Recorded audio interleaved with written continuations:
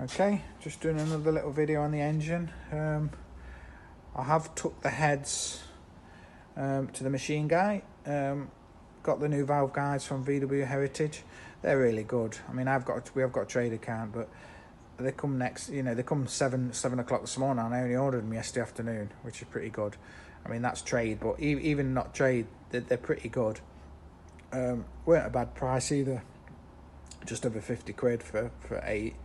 But I've given him the option to not do the inlet guides on the heads if he feels that they're not going to, because even the new guides, you get a little bit of play. There's always a little bit in them, and the inlets didn't feel too bad. But I've said it's up to him. He's a bit more up on that sort of stuff than me. I think the inlets are possibly okay, but I've left it down to his discretion. I put a distributor in it now just so so it doesn't jump up when I'm turning it over. I'll just clean that out a little bit. I've got another flywheel. Something to bear in mind, they're the 3 shims. They're the shims that were in this engine originally. So whether they're right or not, I don't know. I've got a big pile of shims, so I'll play about. So this is your flywheel. I've got to clean this up yet, but just you've got to make sure you replace this rubber O-ring here. And any burrs on here, this wants to be nice. Don't file it or anything really. Well, you can file it gently, but any burrs or marks on there and any crap in there you need to clean out. Make sure it's nice and clean. Put a new seal in there, a new O-ring. Quite critical. You can see a bit of a mark on this where the flywheel oil seal runs on here. Flywheel oil seal sort of sits in there.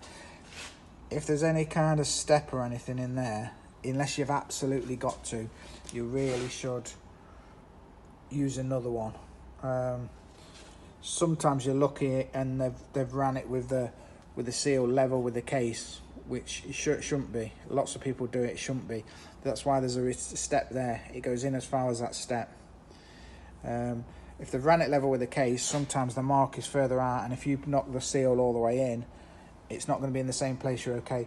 Any kind of line this ways, or any like diagonal lines or anything like that, any marks or changs, unless you can do them with some really fine paper and get them really smooth, you need to not use it either, because it'll just knacker the seal up. So I'm going to clean all this up and put it together. The way I normally do it is just nip it up, put without this. You don't want to put the O-ring in yet, the flywheel oil seal yet, because these go in first. These sort of they go in there like that first, and then the flywheel oil seal goes in. So obviously, because I'm changing about the shims, I shall just bolt this on with the shims in, and then feel for the end flow. Like I said before, you can get some gauges where you kind of put it there and do that, but I'm just going to get it so I can just feel a little bit, and that's about right. Some of these new ones you get, you can almost see it visually. You can really feel it. And back in the day when I used to get recons and stuff like that and brand new engines, you literally, the end flow, it's such a small, you can't see it. You can just about feel it by hand sometimes, but you can't actually see it. You can't really hear the noise or feel it moving. But these new engines, all these new Heritage ones you get, you can actually feel the end float on it. And that's obviously how they set them up. So I've always done it in this way. I just play about. Don't put any more than 3 shims in, no matter what you do. And I just play about with the shims. You can measure the shims. So if that's like 0.3 or 0.4, you can put 0.25 or what. So you can mix and match the shims to try and get it. So if you put these in and there's too much, you can measure them, and then say one's 0.2, 1.3, 0.4. The 0.2 you can change to a 0.3 or 0.25 or something. It's not exactly like that, but you just measure them with a micrometer. You don't have to. You can physically see the thinner and thicker ones. You can bend them and you can feel it. So you just play about with it until you get the right combination. And as it is, really, when this flywheel's on, you should be able to sort of spin it, and there should be no tight spots. If it locks up immediately, you need, and you put the 3 three thin shims. I can't remember what the size. There's like 3 or 4 sizes. If you put 3 thin shims in and it still locks up, then there's something wrong. There's either something wrong with your bearing, or something wrong with your crank, or something wrong with the flywheel, or vice versa. You should be able to put 3 shims in it. I do come across sometimes customers' cars where the flywheel oil seal's leaking, and I've and they've got the engine's got end float quite a bit. I've told them this, and you know, because a lot of end float can knacker the seal up, and I've took them apart and there's only 2 shims in. And normally what I do is put another shim in, and as long as it doesn't lock up, just to get rid, I don't piss about putting, you know, trying to get the end float perfect, because if it's an old engine you shouldn't do that, because you're pulling it one way. Only if it's all brand new you should set it up properly. But if there's only 2 shims in there, you can normally put another shim in. You'll still have some end float, but you like minimise it a bit, and that stops the knocking forwards and backwards, which eventually wears the seal and chews the bearing up eventually, wears the bearing eventually. So yeah, I'm going to clean these bits up, and then I'll add another video on at the end of me just showing you the end float. Okay, it's shimming time. I've got a various assortment of shims here. Most of them seem to be 0.22, 0.23, 0.25, 0.26, 0.3, 0.32. Obviously they all wear a little bit and whatever. I've put 2.8, 2.3 and a 3.2 in, and you can see it's got a little bit of movement. Try and show that.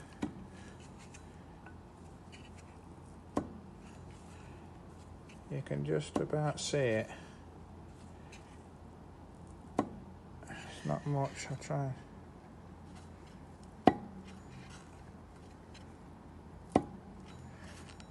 I'd like it a little bit smaller than that really, but I haven't got any more shims.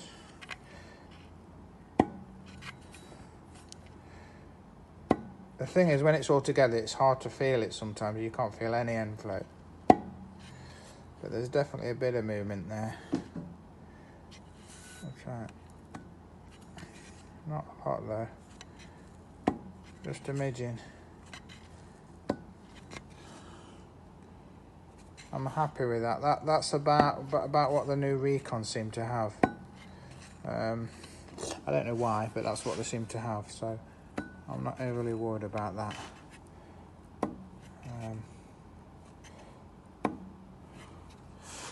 Yeah. Try and get a better. You can hear it more than you can see it, to be fair.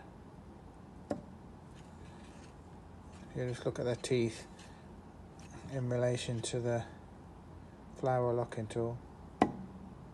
Yeah, there's not much movement at all. That's about right. I'm happy at that. That's no more than the new Recons come with, so I could mess about for ages with different shims. I haven't got any bigger shims, thicker shims, but I don't see there being any problem with that. Clean that flywheel up. I'm just contemplating whether it has got a 12-volt starter on my car or not, because it is a 67, but I believe the 67s have a 12-volt size starter, but with 6-volt dog teeth on the dog, so you can just put a 12-volt starter on it, which I think it is 12 volts, so I think that's probably what's been done, because the teeth on the starter look the same as my 12-volt one I've got here. So I'll get this back off, put the O-ring in the flywheel, and put the flywheel oil seal in. Then I'll just do a video of that so you can see what it looks like when it's in. Okay, the seal's in. You can see it sort of sits evenly. You can tell when it's in evenly because the gaps are back. It's hard sometimes because sometimes the case is machined more on one side, but you can see there's sort of a lip in it, and when I use this big washer that's machined down, which sort of nearly fits perfectly, so you push it up, knock it there, push it across, knock it there, and when it bottoms out you can kind of hear the tone of the hammer change, like it goes a deeper sound, then you know it's all the way in. Just have to watch, sometimes you get a little bit of burr where you've caught the aluminium. We don't want any of that on the seal because it'll fuck it up. Sorry, excuse my French again. But yeah, that's okay. So because you can see the shims sort of sit behind there. And there's your O-ring that goes in there. You should use a screwdriver to get it out. So right, I'm going to go ahead and put this back on and torque it up. I think it's 230 foot-pounds.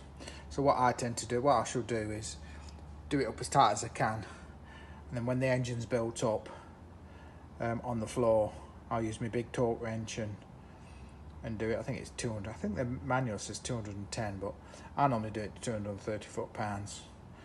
So pretty tight. You will need, well, like I say, with a Porsche, I didn't have one. Where's it gone?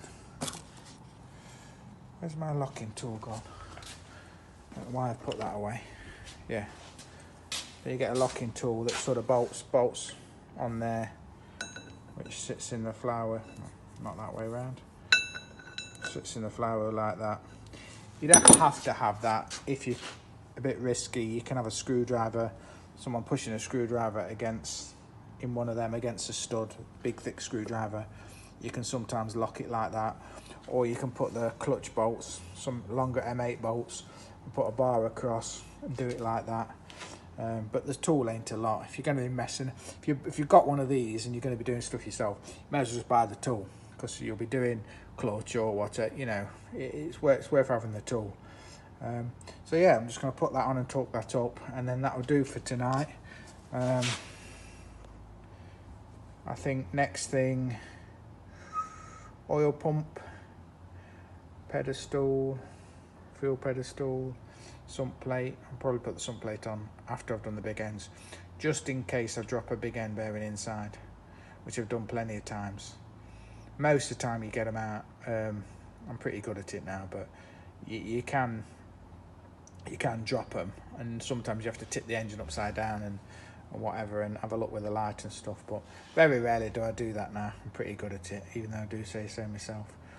You basically just put the cap on and hold it with a screwdriver on one side, and then put the rod on the other side, put the nuts on, and then once you've nipped it up, it's only a problem if your bearings sort of fall out the carriers, but they don't. They're normally pretty tight. We've got to find a better oil cooler. I think I might have one at home, because the oil cooler went with the engine that I sold. Or did it? Don't know if it did. Might have to have another route in my garage of treasures.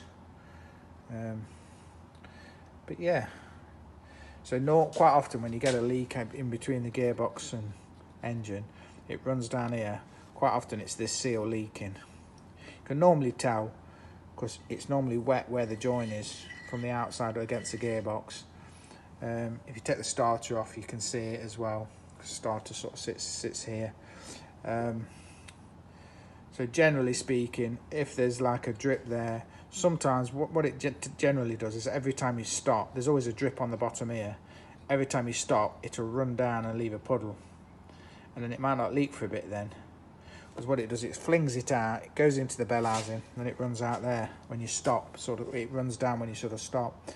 You do get the odd occasion.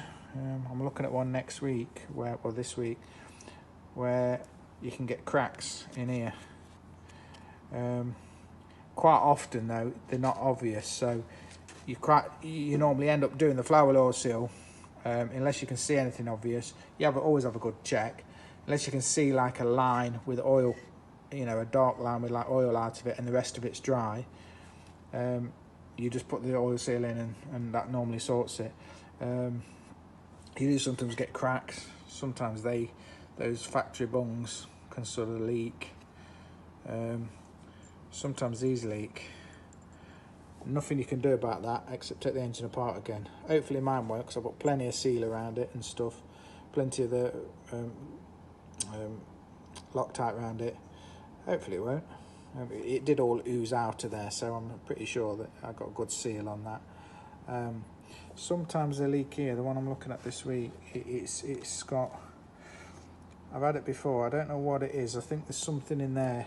It cracks along there, or if it's been dropped on there, you can get a crack and you can get it coming down this stud.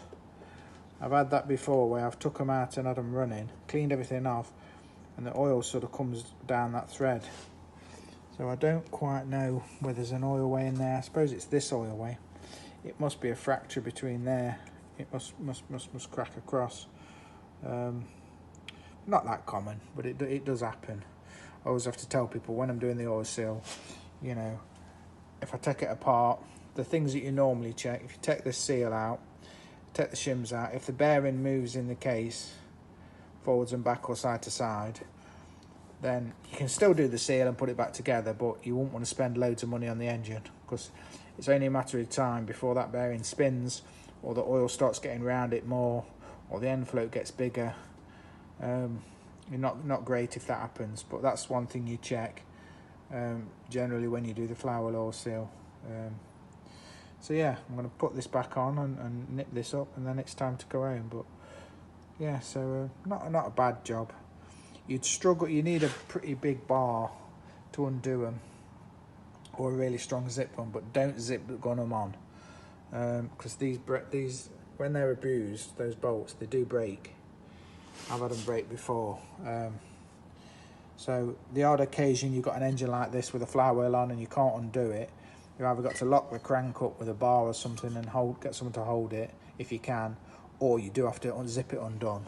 But you just do it really gently, you're normally okay. But you really undo it with a big bar, and then do it up with the torque wrench. Jump on the torque wrench a bit, 230 foot-pounds, job done. You can inspect your threads on that. This looks like a newer bolt, but it was on the other engine and it was okay. So some of these new bolts, I've had it before, the new bolts you get, you can buy these new, and then some of the new ones you get, you put it in and you can do that with a nut when it's in all the way in the thread, which is shit. So, and you compare it to an original one, yeah, there is a bit of woggle in the thread, there always is, but this new bolt I got one time, I think it was from, might have been from GSF, might have been from Heritage, but it was just crazy. The amount of jiggle was unbelievable. Considering it's done up pretty tight, you don't want that. So I didn't put that on. I ended up putting a second-hand bolt on because I didn't want to keep buying new ones. And the condition of your dials as well. Sometimes these are elongated. If they're elongated and they've been re-drilled, sometimes you're okay. If they're elongated a little bit, generally speaking, if they're elongated at all, if you can wiggle them at all, you're stuffed basically. You can put it back together and it'll probably be okay for a bit, but it's only a matter of time before it, you know. So if the dowels are sort of wiggling about a lot, really loose and side to side, you know, you're on borrowed time basically. So that's it. Yeah. So that's my cheapy micrometer that I use to measure the. It just gives you an idea which are the biggest and which are the smallest. You know, I think the biggest you can get is 0.35. I think, which I haven't got any of. I probably could have put one of them in that, but quite often sometimes you fall between the two. You've obviously can only have 3 shims in there really to do it right, so you're limited to what you can put in. But yeah, it's coming along. Get the flywheel on, and then we'll play a bit more tomorrow night. If you're enjoying the vid, subscribe, give me some likes, and I'll go home for my tea now. See you next time.